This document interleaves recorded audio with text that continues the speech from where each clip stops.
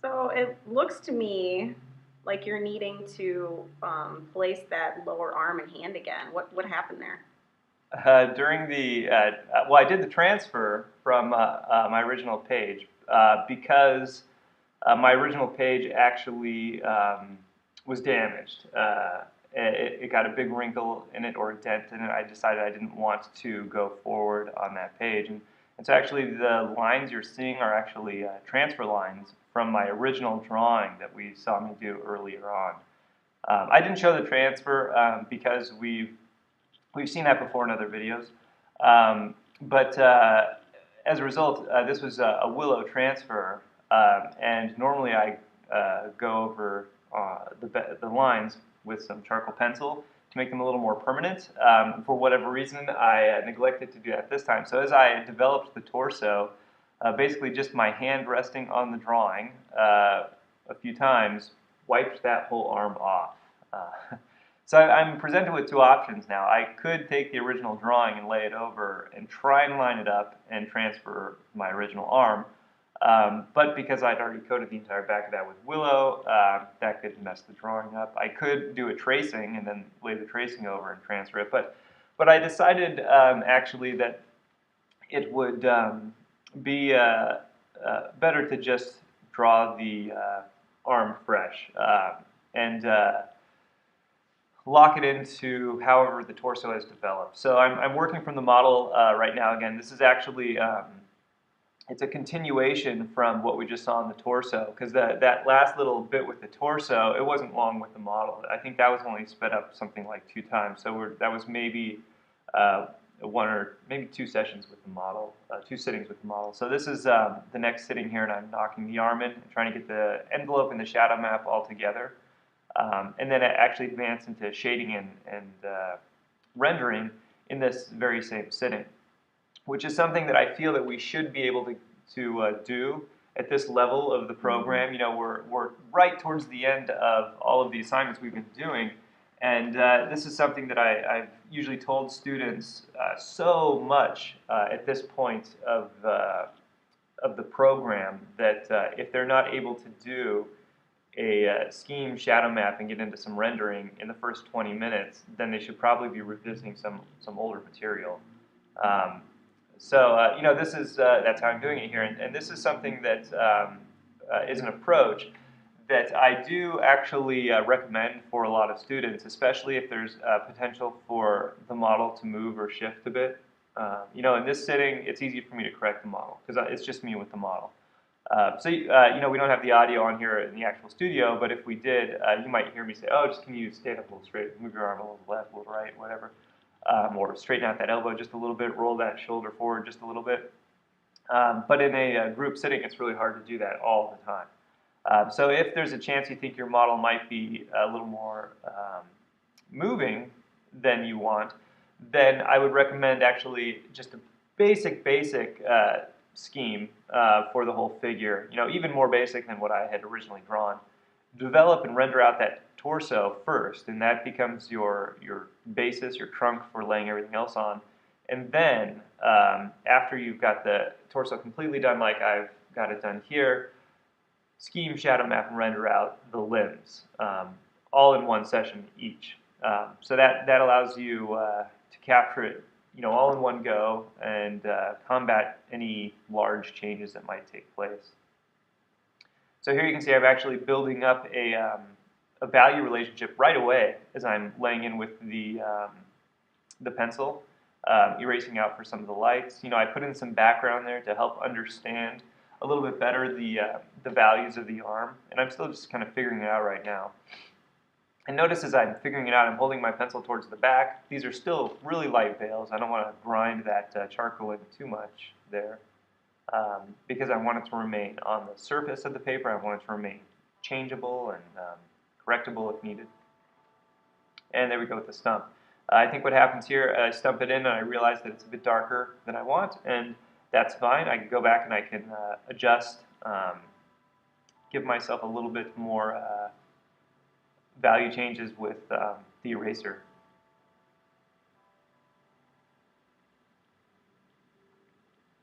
Is there a reason why you decided to move on to the arm rather than one of the legs. I don't think so. No, it was pretty arbitrary there. I think it felt a little more natural to go onto the arm because I already had the deltoid done. Um, so as a result, it seemed like a logical continuation. Other than that, there's no real reason. I would recommend jumping to or moving on to parts that are directly connected to the torso. I've had some students go from the torso to the foot, and then they render the foot out, and then they try to do the leg connecting it, and it just does not work out that way. So, Yeah. so they learn to be a little more radial, start out from the torso and work their way out. But learning lessons. Yeah, I mean, if you have any, if anything grows or shrinks, and you're noticing that, and you say you chose the foot, you rendered the foot, and it turns out the leg needs to be slightly longer, Right. and you don't notice that until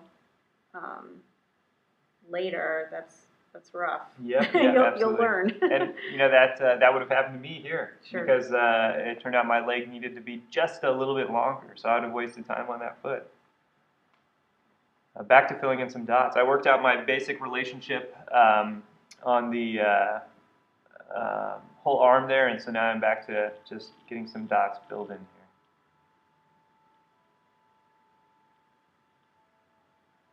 here.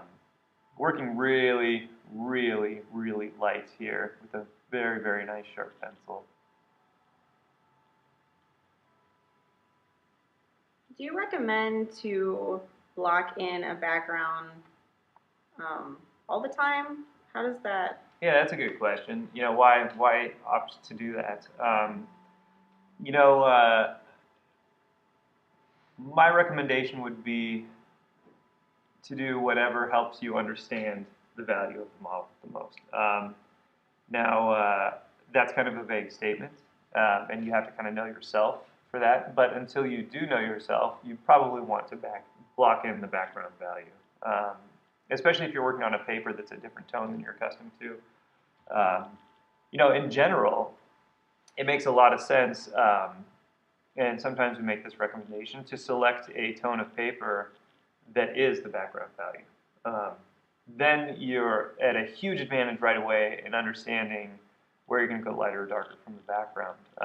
And actually the value of our walls is almost exactly the value of the Strathmore 400 sketch paper.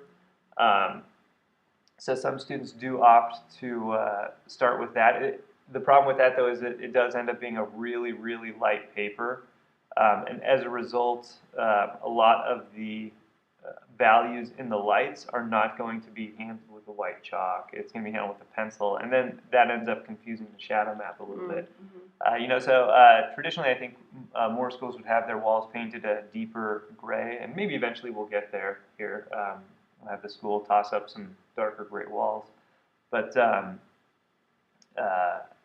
that way you have a really clear understanding of where your values are going to set compared to your background. But until you're able to set up a situation like that, it's really advisable to get a basic value down there in the background. And painters do this all the time too. Get a basic color established back there. I do that a lot when I'm painting too. A color value back there that's really similar to the background wall to help me really build up an accurate set of relationships on the canvas. And then oftentimes at the end of a painting, like if it's an alla prima session, I might end up just wiping off the surrounding area of the background because compositionally I don't like it, that color, that value, or whatever. Especially if it's open studio and I have no control over the surrounding elements they set in. I use those surrounding elements to help me paint the subject, but then I delete those surrounding elements if I don't like them.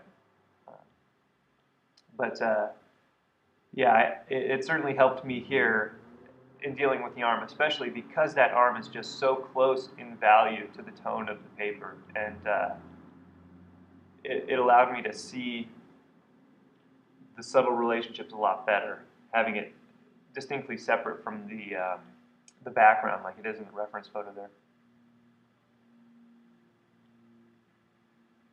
Yeah, I filled in all the dots, so I'm going back in here and getting some a little bit more value changes there.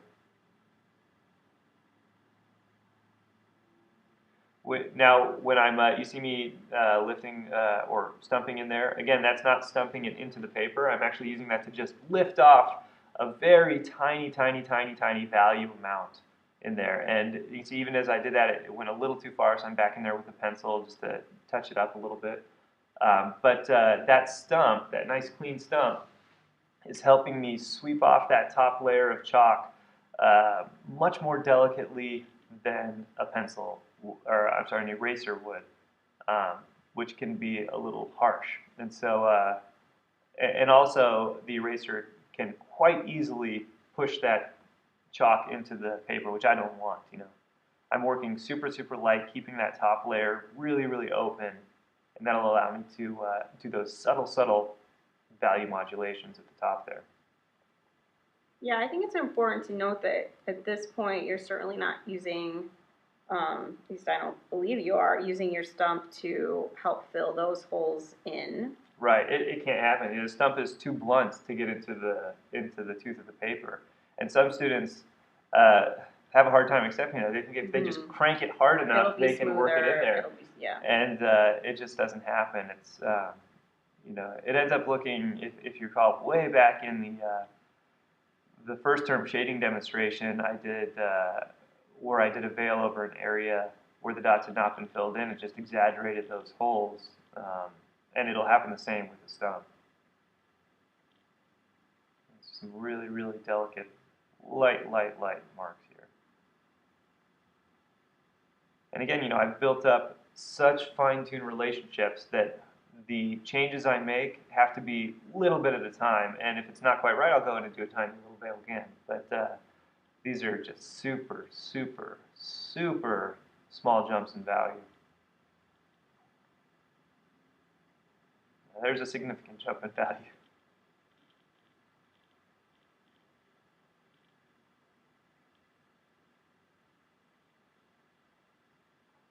Yeah, the way you set the model up with her arm in this position is just creating some really great points on her arm with the anatomy kind of coming out. Yeah, absolutely. It is kind of difficult sometimes in people who aren't really defined to be able to position the arm in such a way to really get some anatomy out of that. So this pose is kind of nice in that way. You know, the lower arm, obviously it's not turned enough to see some of the more interesting anatomy in the forearm, but it's positioned in such a way that we can see some nice anatomy in the upper arm for sure. It ends up, I think, being a nice marriage of subtlety with indication of anatomy there. Yeah, I agree. But this, you know, I probably would not set up a pose like this in class. There's just a lot of subtlety, not just in the anatomy, but in the way the light is falling across that arm there. That would be, I think, really, really challenging for somebody new to figure drawing like this. And you know, granted, we've had our 3-day figure pose at this point, where we might have gotten into a little bit of shading, but it's you know. This level of refinement is going to take a few chances or a few cracks at this. You know, you're not going to get it right away.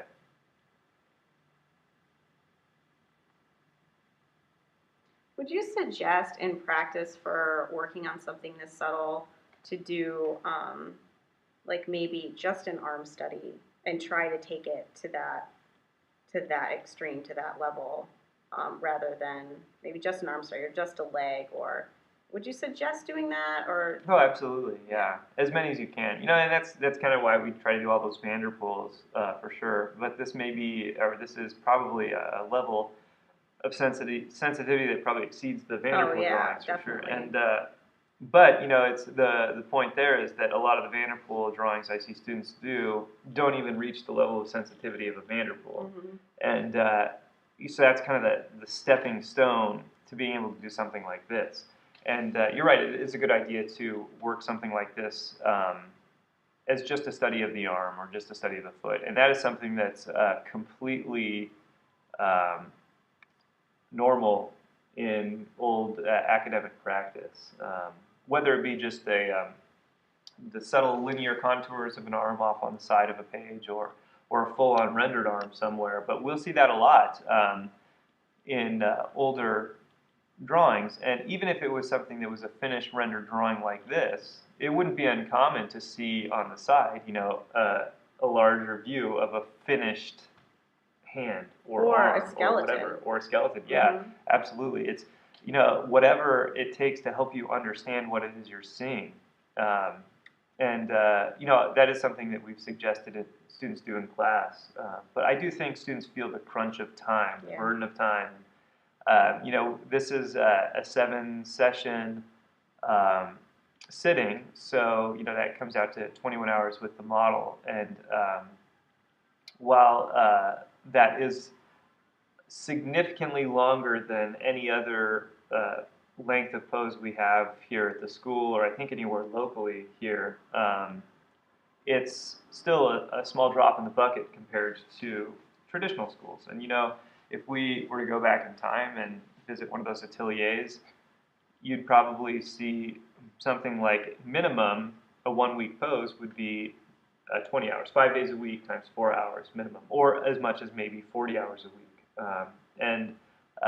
Historically, 3 hours with the model wasn't really a long time. We go quite a bit longer than that, and that's why we have all those props and the apparatus to suspend the model in different ways.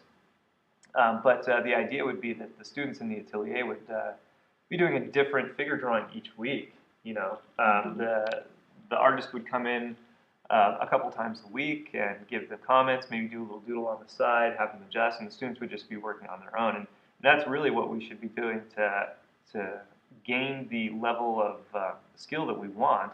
It's not one 7-week or 7-session pose stretched out over 7 weeks. You should be doing 7-session poses crammed into 7 weeks or something like that. If we're to hope to achieve that level of quality that we've seen historically, it's just hard for students, I think, in this day and age to kind of concede to that with all of the demands of time. We're in a day and age where we get things instantly, right away. And that, I think, may be the appeal of an accelerated program like this for a lot of people. But eventually, if you're going to want to propel yourself to that next level, you have to understand that this type of work is not easily obtained quickly. And you just have to accept the fact that it's going to take a long time, and start to find things about the process that maybe you enjoy, whether it's the drawing itself, or it's the end product, or it's the working with the model, or whatever it is.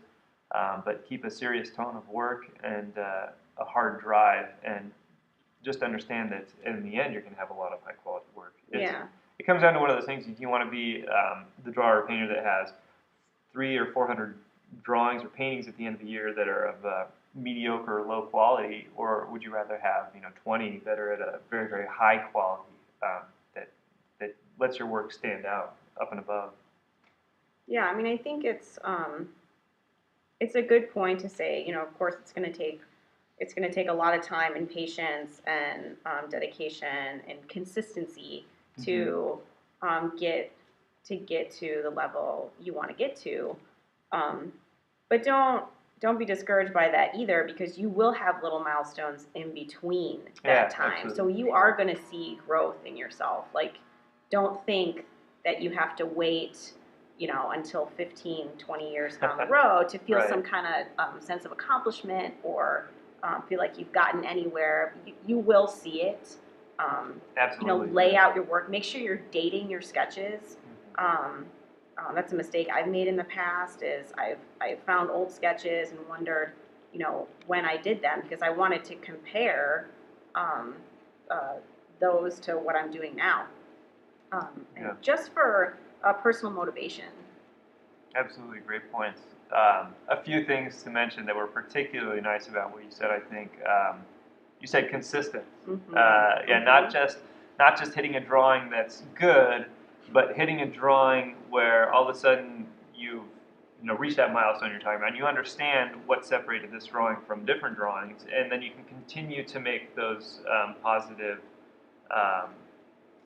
steps. And that's something that actually was brought to my attention by the gallery when I first started in Scottsdale, the Scottsdale gallery I was in. It's I had some really good work at the time that I think was probably higher than my skill level. And you do that every once in a while, and that's great. That's one of those really, really satisfying things about being an artist is, How eventually, did I do that? Yeah. You look at a drawing or painting, you're Totally. like, wow, was I Yeah. channeling the gods there or something? Yeah. What happened? And then, those are the ones that you really cling to and you're really proud of, and which you should be.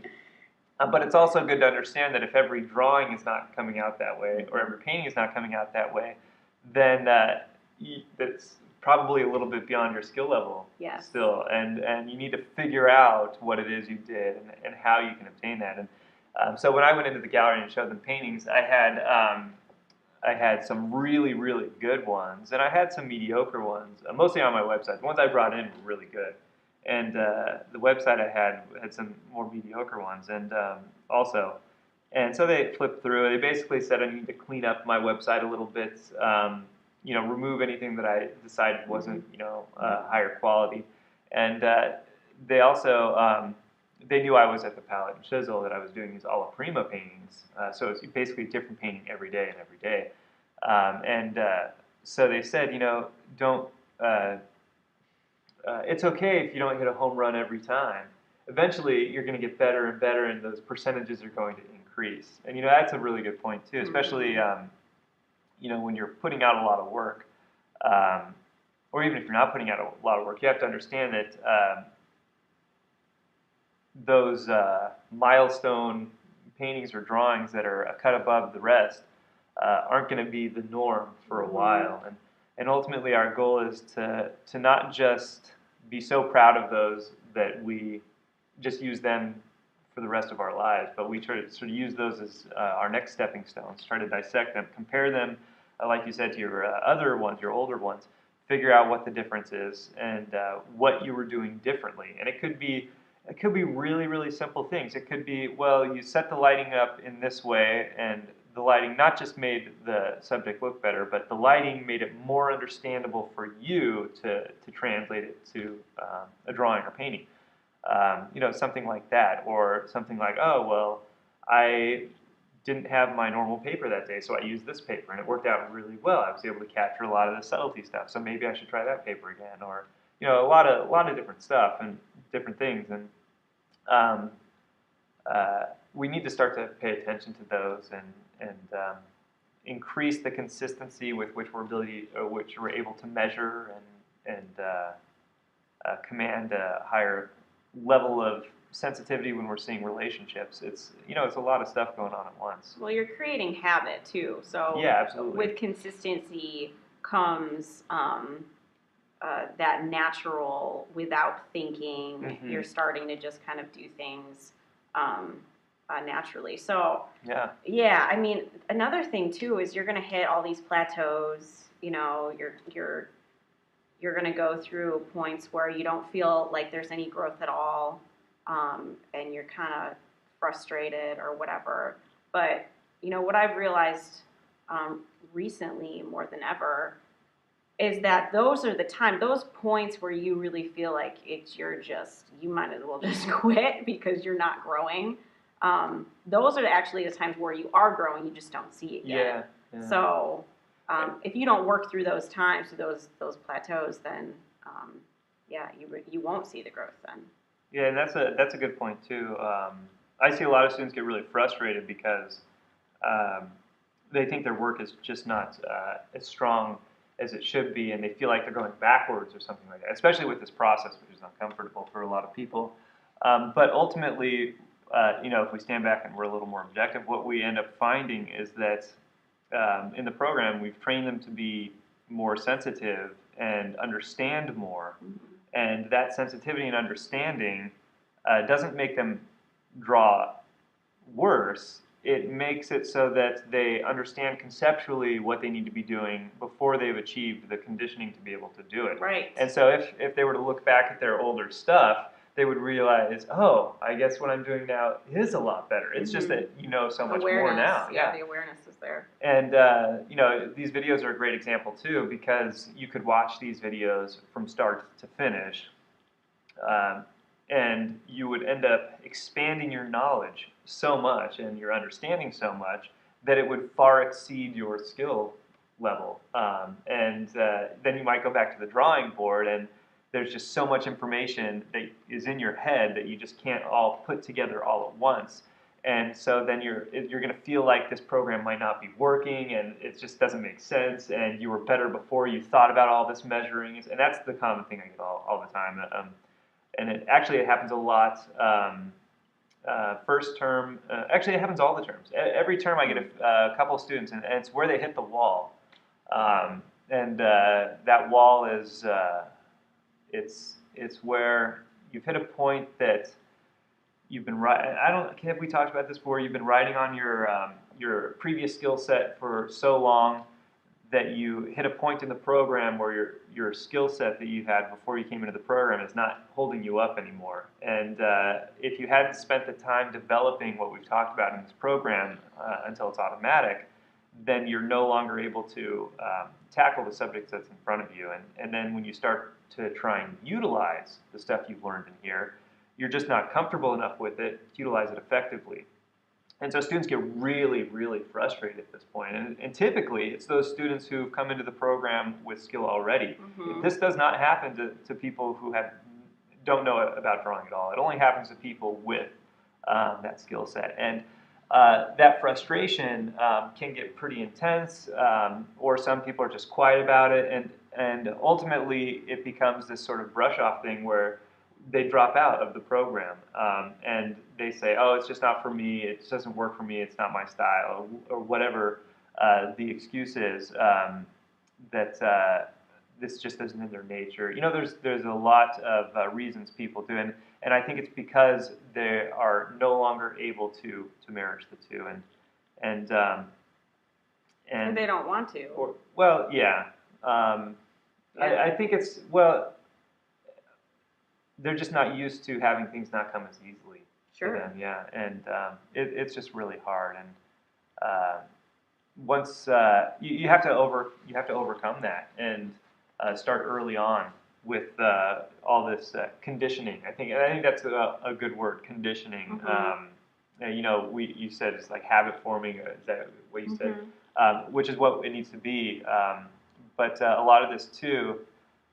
These little things that we're trying to build in with all the measuring and all the observation stuff, it really is sort of a conditioning thing where I want you to be walking down the street and see something that looks interesting and then squint down at it to try and understand the abstract shape Mm-hmm. pattern with it, or be walking down and talking to somebody and then just take imaginary plumb lines and levels all the way through them, or angles. Yeah, that certainly starts to happen if you are in it. Right, yeah, absolutely. And it has to get to the point where all that becomes automatic so that we can start to deal with more challenging things. And in the case of the figure, the challenging things are, you know, you're working with a live model. The anatomy is at a much greater level of sensitivity. And you have to make sure that everything locks in together really, really tightly.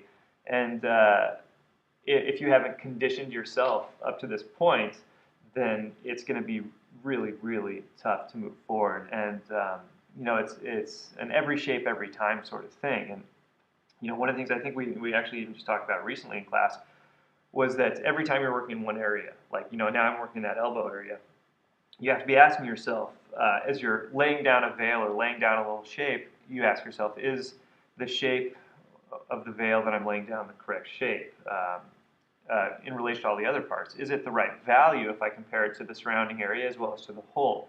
Does it have the correct edge quality between the adjacent shapes that I'm laying the veil? These have to be questions that you ask yourself every single time, every single shape. And you know, when we watch this video, it looks like I'm moving blindingly fast here, and I'm making these decisions without even thinking. And in reality, I'm moving a little slower, obviously, 8 times slower than this at this point. But I have been conditioned.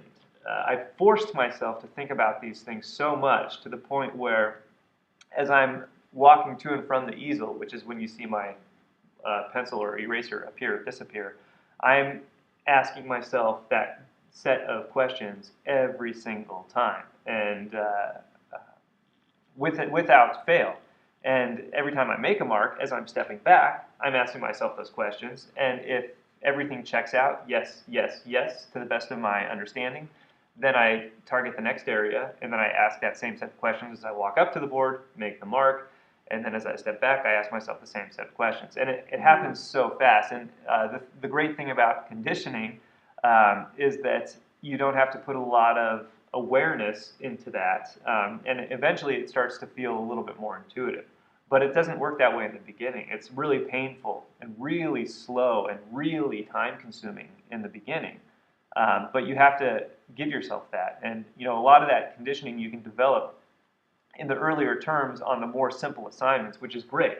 The unfortunate thing is that you feel like you're spending a lot of time on really simple or uninteresting assignments like barred plates or plaster casts. But the payoff is that when you get to something like this, you've conditioned yourself to the point where you're not having to force yourself to think of those things every single time. And that's the shape, the value, and edge, and how does it relate to the surrounding area. And when you're thinking about shape, because that can be even kind of a vague concept. I tell the students, think about the shapes in terms of plumb. Where's it plumbed everything else? Immediately check what's above it, what's below it. Immediately check what's to the left, what's to the right, and then immediately check it to the angle of anything else that's around it. So for example, as I'm developing this handout, and I knocked in the fingers down at the bottom, I checked the fingers not just plumb to the bends of the hand above it, but I also checked it to how left or right it is compared to the other bends of the hand, and then I also took an angle back to where the model is seated on the table. And I'm doing that for each of these. So as I'm developing out the thumb, same thing. As I'm developing out the knuckles, same thing. And some of these things are changing little bit by little bit because we're dealing with little tiny micro measurements here.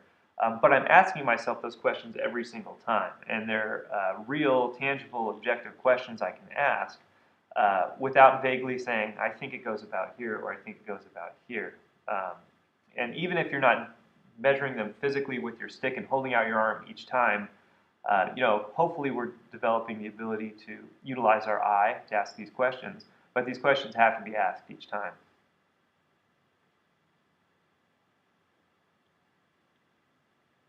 A lot of students get afraid of hands. They think hands are really, really tough.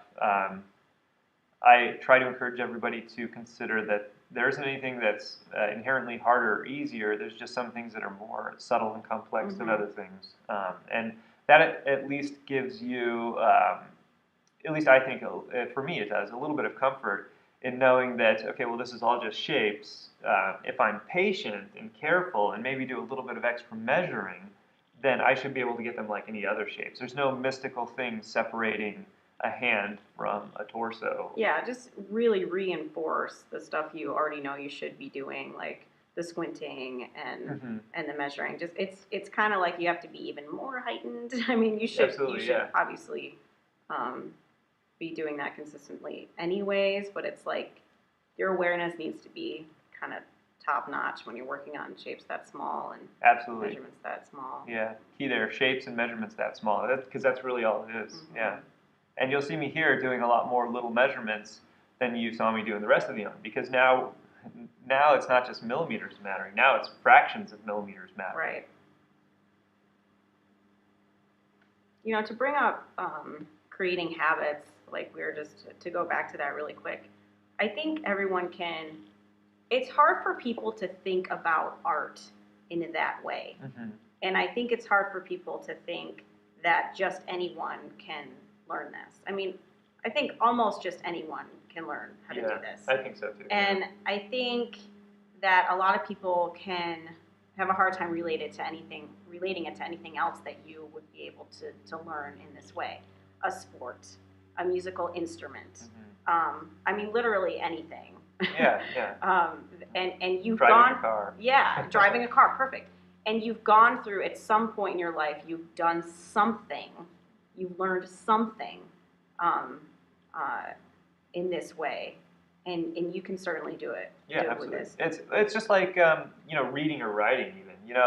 You don't have to think about each letter every time you're going to write a letter and Mhm. recall the shape of what it is from what you learned in Mhm. first grade.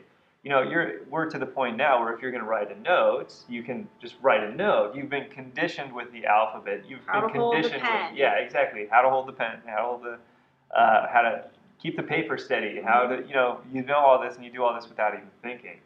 And is it because we all were born and said, oh, I know how to write and hold a pencil and spell with the alphabet? No, it's because we had laborious years in grade school. And to us, they may have seemed like they flashed by, but I'm sure if you ask any parent or any teacher, learning the alphabet and learning how to spell and learning grammar and learning all that didn't just happen overnight. This Mhm. took a huge chunk of our childhood. Mhm. And it could be a slow, laborious, sometimes painful process, but in the end, we're all left with the ability to read, write, create, emails, notes, books, all because we put that time in when we were young, um, and put that time in to condition ourselves. And we could go about it like how we would learn another language as an adult, where we don't really learn the language if we're visiting another country. We just bring a guidebook and then we sort of stumble through phrases and eventually we can make our way in another country. That would be kind of the equivalent to not really conditioning yourself here, where you're just Mhm. looking at a step-by-step book and going along with the process and making something out of it, which can be fun for a vacation. But if this is something that you want to be doing for a substantial amount of your time, then you're going to want to learn the language. Right. And to do that, you have to condition yourself. Nobody just reads through a book on Spanish and knows how to speak Spanish. Well, what would you say, Tim, to the people that would respond with, well, it was easier to learn those things because I was younger then, and it's proven that you don't absorb things as quickly once you reach a certain age, etc. I mean, I think that's a pretty, I think, That's a valid question, yeah. and I think that's absolutely right. If you had started this when you were 10, then by now you'd feel no qualms with it. You'd probably pick it up right away, and that's what we see historically. They trained artists historically at a young age, so that by the time they were 20, they were doing these knockout, amazing pieces that we might think are completely beyond our grasp. And that's, again, it's something that you have to learn with. Anytime we're trying to learn something later in life, um, it's not just that our minds aren't sharp or whatever, because we could have a Mhm. really sharp mind, but it's about this conditioning. And you've had a whole lifetime of conditioning already to develop you into the person you are. And now we're basically trying to brainwash you back to scratch, break down a lot of stuff, a lot of bad habits that you might have, and build in a new way of seeing things, a new way of measuring. And so it's going to take time and it's going to be slow. It's not just a learning thing. And I don't think it's a learning thing at all. I have people of all ages who learn this right away, conceptually. They Mhm. understand it. Mhm. And it's partly it's because the concepts are so simple to understand. And that's the great thing about a program like this, where um, we've sort of codified it so much, and made it so much of a process that's understandable. It's because now we can look at it and we can learn it and we can understand the process. Does that mean we've been conditioned for it yet? No. So I don't really think it's even a learning thing. I think it's primarily a conditioning thing, and some of us can be conditioned easier than others, and part of that's a willingness to be conditioned, really.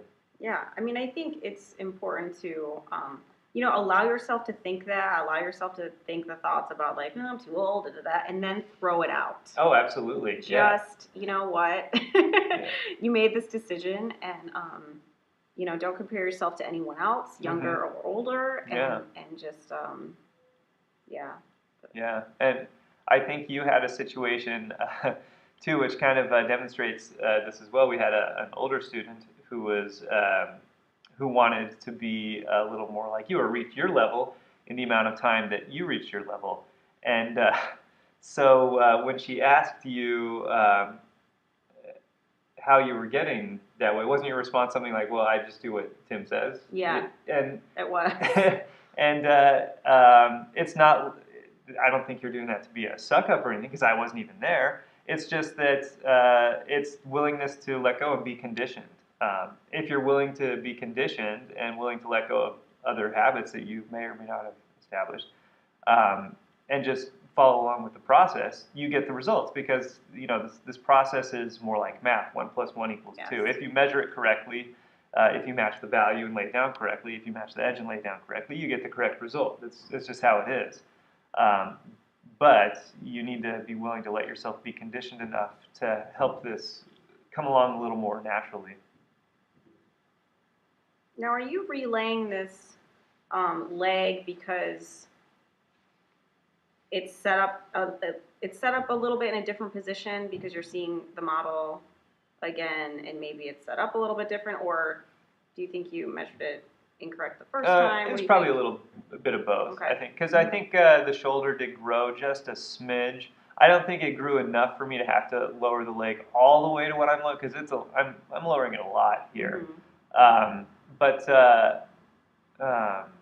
I think there was maybe a little bit of shifting with the model or whatnot. And the first thing I did, we're at a new session now.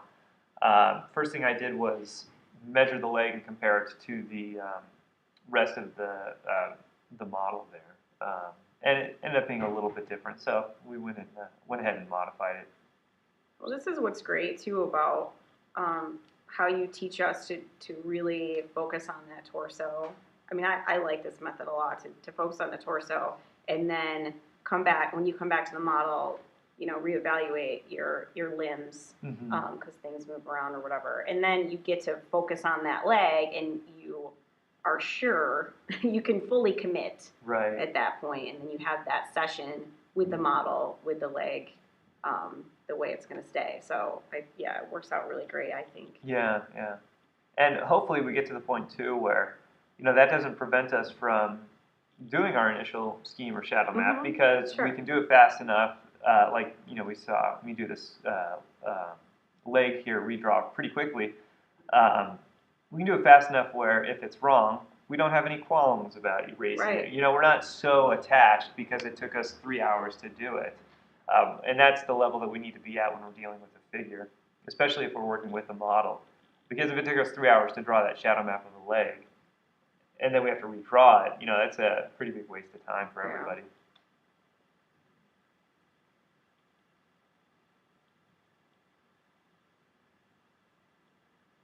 Just getting some stumping in here. I developed a little bit of value variation in that lower leg. Not as much in this top leg, because it is really subtle here. So now, after the stumping, I'm going in here with the eraser and trying to build up a little bit of value variation. And remember, this is going to be before I come back in and fill in all the little dots. So I'm shooting, once again, to be a little bit darker in the lights, a little bit lighter in the darks.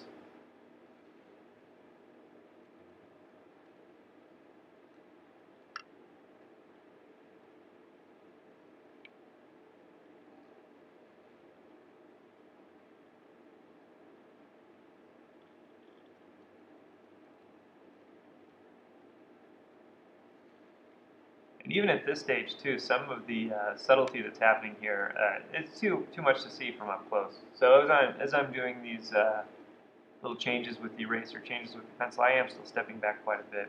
And see me go in now here, starting to create a core shadow in that little crease. Adjusting the calf there. Little tiny changes. But again, I'm trying to get as close as I can to setting this leg up to be in a good spot, so that when the model goes on break, I can come back and fill in all those dots. And also, I think at this point, too, I'm beginning to start to realize that the arm and the hand that I drew is so subtle that I'm probably going to want to go in and fill in the torso. And I distinctly remember at this stage, as I was working on this, how I wanted to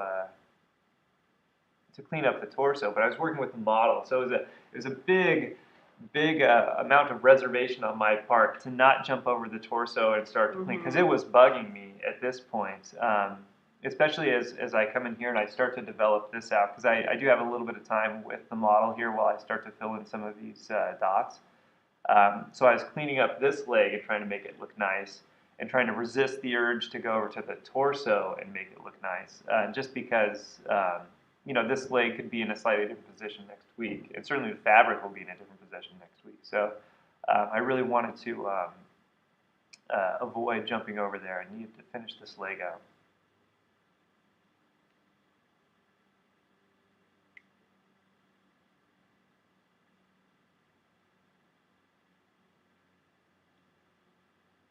Yeah, I mean, and that's just saying that you're consistently, like, even though you're working on this area, you're looking at the whole piece. Absolutely, yeah.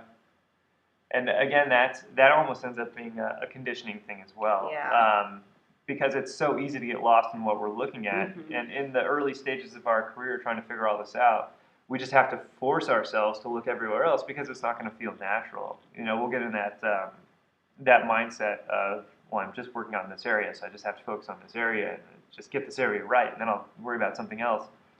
But we do have to make sure that we are developing this area and considering how it fits into everything else, and if everything else still looks good, or if we need to change something, and then just you start to make checklists of stuff to do.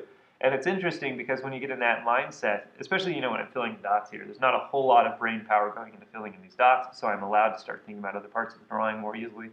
And it's nice to be able to have a checklist of things to do. It doesn't necessarily become overwhelming and burdening like you think it might be, like, oh, I got so much to do on this drawing, I don't know if I'll be able to get it done. It's nice because it frees you from what happens with so many students, which is the I don't know what to do next thing. And if you fall into that I don't know what to do next thing, you start making changes that aren't really moving you forward at all. You're just making changes to make changes, and it can be harmful to the drawing. And then I'll see students kind of just bounce around and noodle and not really do anything, and then just go back and forth. And I'll go up to them and say, oh, well, what are you working on now? And they say, well, I don't know what to work on next, which is a legitimate thing when you're a student to have that feeling. But in class, I want students to be asking me what to do next. I don't want them to just waste the time with the model going back and forth, because there's always stuff to do on a drawing. Given more time, I would have been able to do more stuff on this drawing. We're all limited to the time constraints while we're in a group setting. But trying to look at around the drawing enough and put everything into context enough can help you figure out where you're going to want to focus your attention next.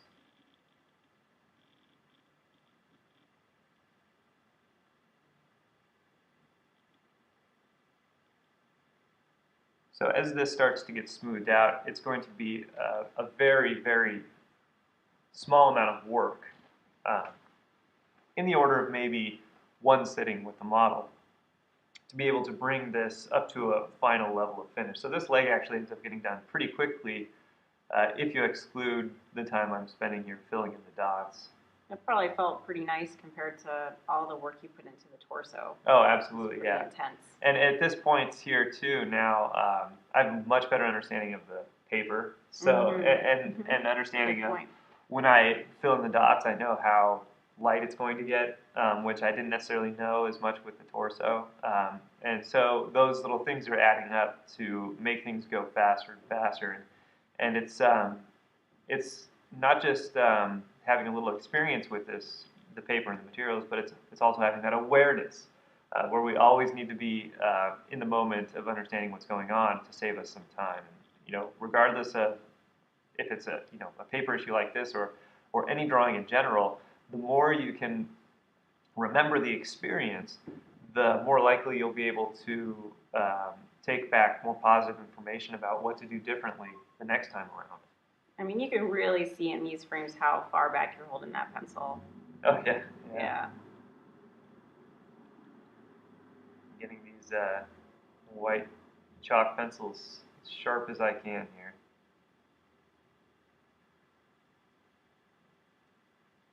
And for me, it's interesting because I feel like in general, I don't have the best memory, especially when it comes to facts and things like that. For whatever reason, I remember concepts really well. Maybe because I can put concepts into a visual frame of reference in my head.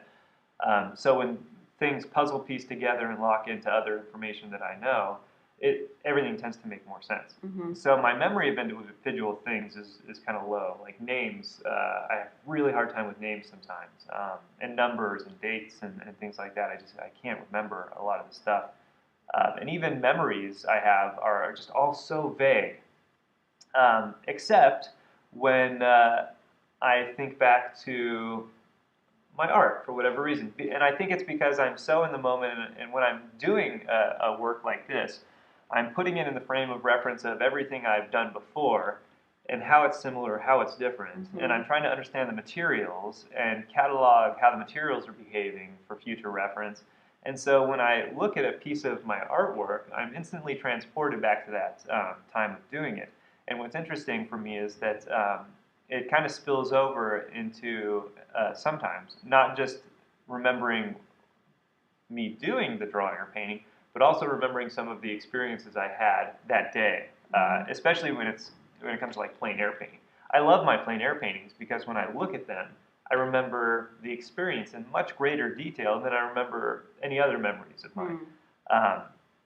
And so that's why, for example, I can look at this, which is weeks or whatever after having drawn it, and remember what I was thinking at the time, which I couldn't tell you what I was thinking yesterday for the most part. And it's because of that awareness in the moment, and also trying to relate what I'm doing here to what I've done before, and trying to understand how that's different and what's working, what's not.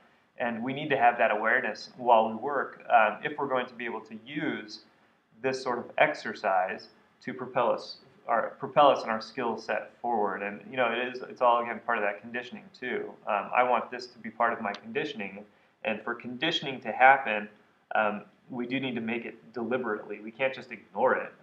If I were to put the TV on or something like this and be watching a movie while I was doing this, I might forget or not even be paying attention to what I'm doing. I would be relying on my conditioning to get the job done, but I wouldn't be actively conditioning myself, which is what we need to be doing with all of these exercises.